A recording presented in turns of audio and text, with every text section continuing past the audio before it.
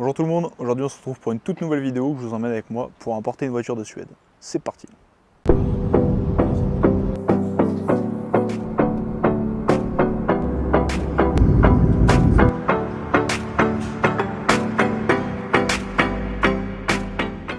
Bon, du coup je viens de récupérer la voiture, je me suis mis dans un petit endroit tranquille pour vous la présenter. Du coup c'est une 120i Pack-M Ultimate. Donc ce qu'on retrouve avec le pack Ultimate, c'est les fonds de feu qui sont noirs. En bas là vous voyez. Après vous avez les jantes noires en 18. Donc c'est du 2,25 à l'avant et 2,45 à l'arrière. Vous avez les feux arrière aussi qui sont teintés. Bon là ça se voit pas parce que c'est au soleil, mais si vous mettez deux séries une à côté, on verra bien les différences. Après on a les échappements aussi qui sont noirs. Donc, ce qui est bien avec les Suédois, c'est que là la voiture elle a pas une rayure, 60 000 km, entretien full BM, aucune surprise quand on arrive dans la concession. Après avec des concessions partenaires, c'est rare d'avoir des surprises. Donc si vous voulez un véhicule, n'hésitez pas, c'est vivelautomobile.fr. Donc tout type de véhicule, premium, haut de gamme, etc. Et ce sera en import Europe ou recherche personnalisée qui peut être en France ou en Europe.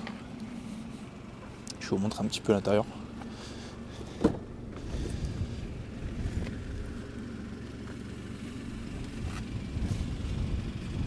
Avec le siège chauffant et le volant chauffant. Ça c'est incroyable, quand on roule et qu'il fait froid là vous activez ça. Bon du coup maintenant c'est reparti, on va prendre la route. C'est parti pour 19 heures de route, mais on va s'arrêter à Francfort-sur-le-Main pour prendre l'hôtel. Je vais faire un petit arrêt chez Koenigsegg pour vous montrer à quoi ça ressemble. J'espère aussi qu'on va croiser des Koenigsegg, ce serait assez exceptionnel. Mais bon l'autre fois j'y suis allé, j'ai rien croisé, donc je sais pas, on verra. Donc c'est parti pour la route.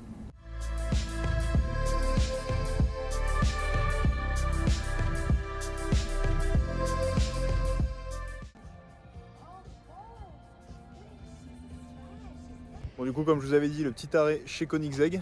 Là il y en a une qui est partie juste derrière, elle va arriver. En attendant j'ai posé la BM, je vais vous faire un petit plan, je vais retourner la caméra.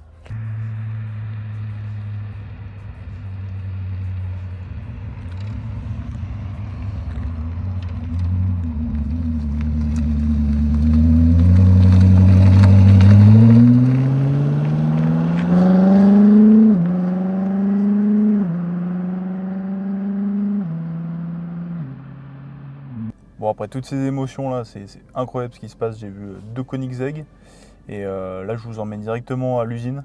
Là vous allez voir c'est aussi sympa, en plus c'est accessible à tout le monde, donc si vous avez l'occasion un jour dans votre vie d'aller en Suède, ce que je vous souhaite, vous allez directement devant l'usine, vous avez le parking employé, c'est accessible à tout le monde. Et là j'ai eu la chance de pouvoir voir deux Gesco, l'autre fois j'y suis allé, il n'y avait rien du tout, le parking employé était vide. Et là du coup là je passe juste devant l'intersection, je croise une Gesco, après j'en croise une autre et là on va directement aller à l'usine pour montrer tout ça.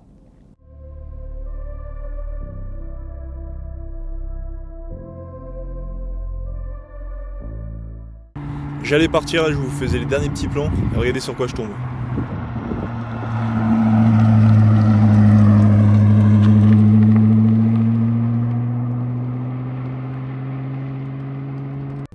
Du coup c'est reparti, là on va aller mettre un petit peu d'essence, on va aller passer la frontière suédoise, après on va aller directement au Danemark et après on se retrouvera directement au ferry. Elle est vraiment jolie hein. En fait ce qui est bien en Suède, l'essence ça coûte rien.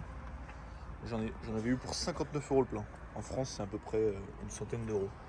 Bon là c'est en couronne suédoise mais il faut faire la conversion. Voilà du coup je me suis pris un petit café, petit coucher de soleil à la station essence.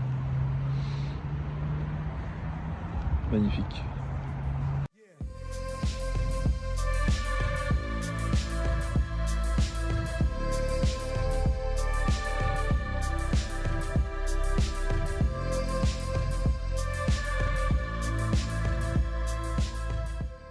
On vient de passer la frontière suédoise direction le Danemark.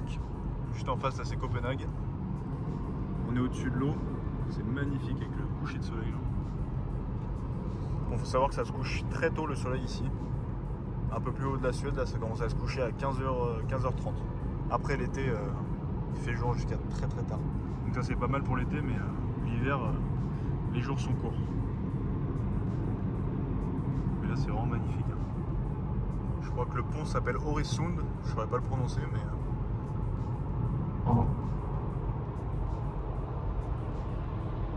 Et juste en face, du coup, là, on a Copenhague. Ouais, c'est magnifique. Prochain arrêt, du coup, c'est le ferry, direction l'Allemagne. On arrive enfin au ferry, on a traversé tout le Danemark. Je vais vous montrer un peu comment ça se passe. Voilà, je vais devoir payer et après je vous reprends.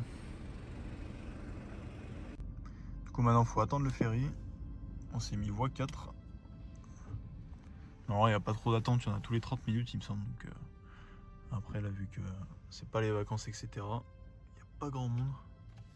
Et en plus le ferry il n'est pas encore arrivé. Donc je vous reprends dès qu'on est dans le ferry. Bon, comme vous avez pu voir, je suis bien garé dans le ferry.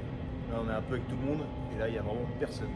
L'été ici c'est vraiment rempli mais de partout. On est tous serrés. C'est un peu chiant si les gens ils passent proche des voitures, mais après on essaye de faire le nécessaire pour avoir de la place et s'écarter. Mais je vais vous montrer un peu la voiture du coup de l'extérieur, même si vous avez pu la voir déjà. Franchement là en full black avec le pack Ultimate, c'est vraiment beau.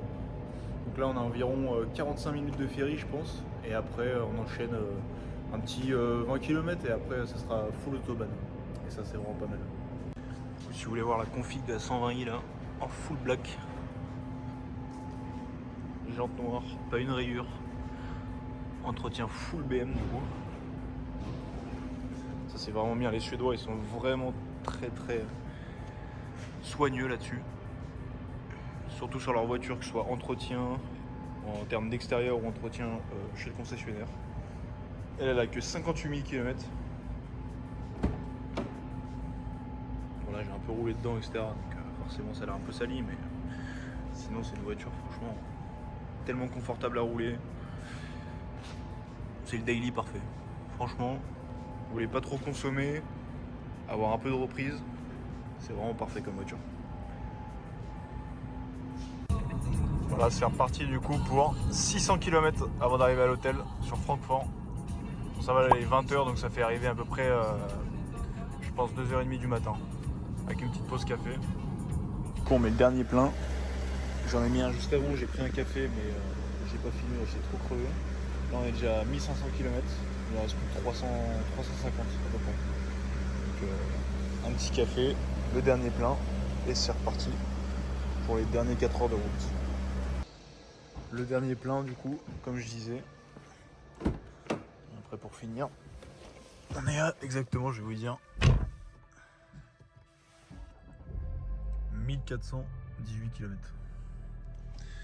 J'ai pris un petit café, et puis c'est reparti. Ils annoncent 600 km d'autonomie. En France, on va pouvoir rouler moins vite. Enfin, on va devoir rouler moins vite.